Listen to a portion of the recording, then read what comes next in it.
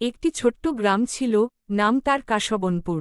চারদিকে সবুজ মাঠ, কাশফুলের দোল আর পাখির মিষ্টি ডাক। এই গ্রামের মাঝখানেই ছিল একটি পুরনো স্কুল, কাশবনপুর উচ্চ বিদ্যালয়। এই স্কুলেই পড়ত রাহিম আর মেঘলা। রাহিম ছিল শান্ত স্বভাবের, একটু লাজুক ছেলে। সে খুব ভালো পড়াশোনা করত, কিন্তু কারো সাথে তেমন কথা বলত না। অন্যদিকে মেঘলা ছিল একেবারে উল্টো, চঞ্চল, হাসিখুশি আর খুবই মিশুক। সে সবার সাথে গল্প করত, হাসত, খেলত। প্রথম দিনেই তাদের পরিচয় হয়। নতুন সেশনের প্রথম ক্লাসে শিক্ষক বললেন, তোমরা সবাই নতুন বন্ধু বানাবে। পাশের জনের সাথে কথা বলো।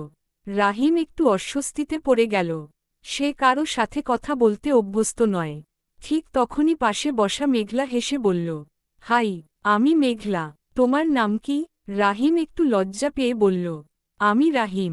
মেঘলা আবার হাসল, তুমি খুব চুপচাপ, ভয় পাচ্ছ? রাহিম মাথা নেড়ে বলল, না, আমি একটু কম কথা বলি। সেই দিন থেকেই তাদের বন্ধুত্বের শুরু। ধীরে ধীরে মেঘলা রাহিমকে তার মতো করে সহজ করে তুলল। টিফিন টাইমে তারা একসাথে বসে খেত। মেঘলা তার টিফিন ভাগ করে দিত, আর রাহিমও তার খাবার ভাগ করত। কখনো তারা মাঠে হাঁটত, কখনো গাছের নিচে বসে গল্প করত। একদিন গণিত ক্লাসে শিক্ষক একটি কঠিন অঙ্ক দিলেন। পুরো ক্লাস চুপচাপ, কেউই সমাধান করতে পারছে না। তখন শিক্ষক বললেন, কে পারবে এই অঙ্কটা?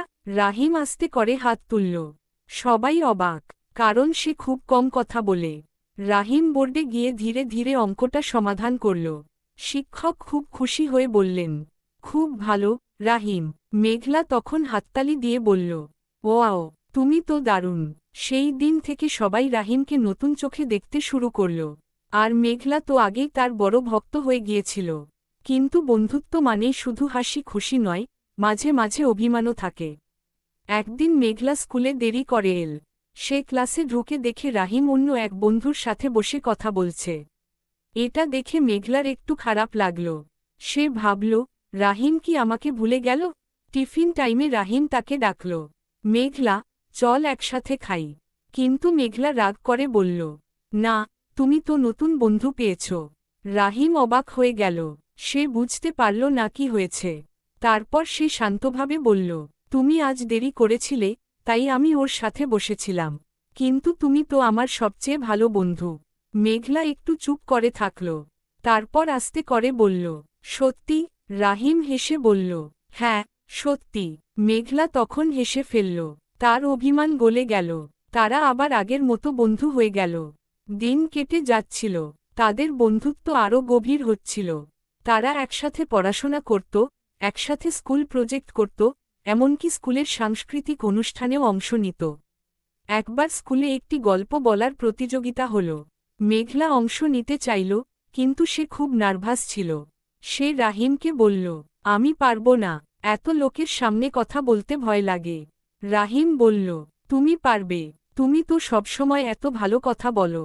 মেঘলা বলল, কিন্তু স্টেজে উঠলে সব ভুলে যাই। তখন রাহিম তাকে প্রতিদিন অনুশীলন করাতে লাগল। স্কুল শেষে তারা গাছের নিচে দাঁড়িয়ে প্র্যাকটিস করত।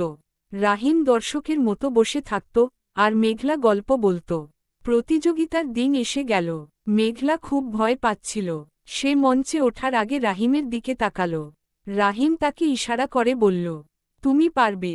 মেঘলা সাহস নিয়ে মঞ্চে উঠল। প্রথমে তার গলা কাঁপছিল, কিন্তু ধীরে ধীরে সে স্বাভাবিক হয়ে গেল।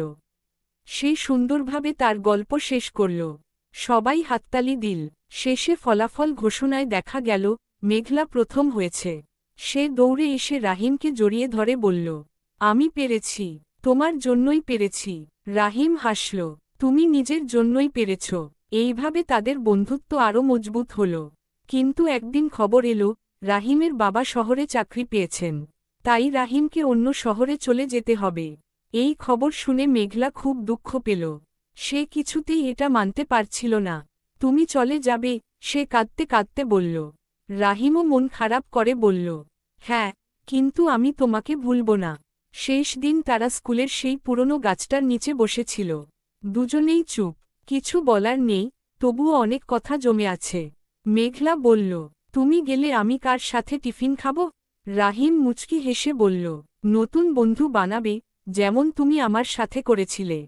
মেঘলার চোখে পানি চলে এল। কিন্তু তোমার মতো কেউ হবে না। রাহিম বলল, বন্ধুত্ব দূরে গেলে শেষ হয় না। আমরা সবসময় বন্ধু থাকব। পরদিন রাহিম চলে গেল। স্কুলটা যেন একটু ফাঁকা হয়ে গেল। কিন্তু মেঘলা প্রতিদিন স্কুলে এসে সেই গাছটার নিচে বসে। সে জানে তার এক ভালো বন্ধু আছে, যে হয়তো দূরে, কিন্তু তার মনে সবসময় কাছে।